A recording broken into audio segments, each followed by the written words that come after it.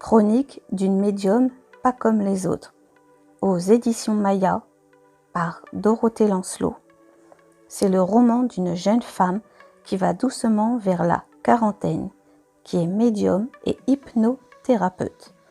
Elle a écrit de façon à ce que ça soit comme dans un journal intime, un peu le vôtre, un peu le sien, sous forme d'articles, mais intime à tous. Elle parle d'actualité, médiumnité, contact défunt, d'argent, de bonheur et bien sûr d'amour. C'est un livre de guidance, de conseils, d'éveil, révélateur, déterminant, profilateur, conscientisant, où chacun trouvera les réponses à son questionnement intérieur. Dorothée Lancelot est médium. Elle communique avec les morts et vous délivre leurs messages, leur vision de la vie. Elle vous délivre sous forme de nouvelles l'énergie et le pouvoir d'être heureux et dans le bonheur. Que le fait de se sentir unique n'est en rien discriminant ou handicapant. Dorothée en dira d'elle qu'elle a un truc en plus ou une case en moins. Dans ce livre, vous trouverez des articles comme la discussion avec mes guides pour avoir accès aux miens, et je vous donne aussi la méthode pour avoir accès aux vôtres. L'accompagnement au deuil. J'explique les différentes phases dans lesquelles je peux intervenir ou pas, comment je peux donner mon aide, comment je peux aider, comment je peux soutenir, mes capacités, mes facultés, jusqu'où je peux aller ou pas. La survivance de l'âme. J'explique tout, comment ça se passe de l'autre côté, où il se trouve et comment c'est. Je parle de spiritualité, de réincarnation, la maladie d'amour, car évidemment on l'a tous au moins vécu une fois. Comment j'ai pu aider, comment moi j'ai pu vivre les miennes et les vôtres, parce que je me base aussi beaucoup sur toutes les rencontres que j'ai pu faire. Et si j'ai aidé une personne, c'est que je peux en aider d'autres. Vous savez, quand on a tendance à répéter les mêmes schémas et être attiré par le même genre de personnes, quand on a tendance à attirer les mêmes connards et les mêmes connasses. D'ailleurs, l'article s'appelle comme ça. Je vous raconte aussi comment être heureux, les vies antérieures.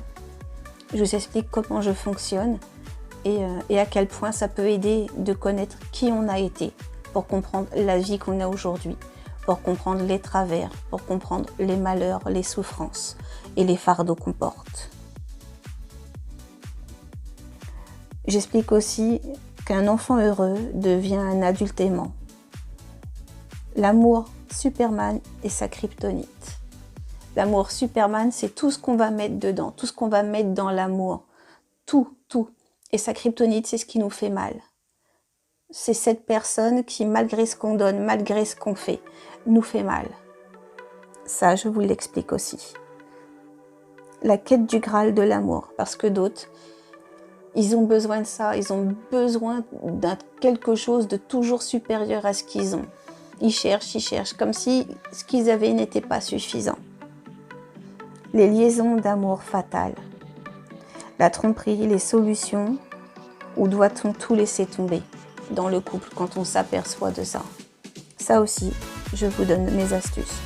Comment ressentir sa médiumnité? Donc les points de départ, les petits points de centrage. Comment se révéler et comment se révéler aux autres, sans pour autant passer pour un fou. La mort est-elle une fin? Êtes-vous une vieille âme? Doit-on parler à nos défunts? Doit-on parler aux morts?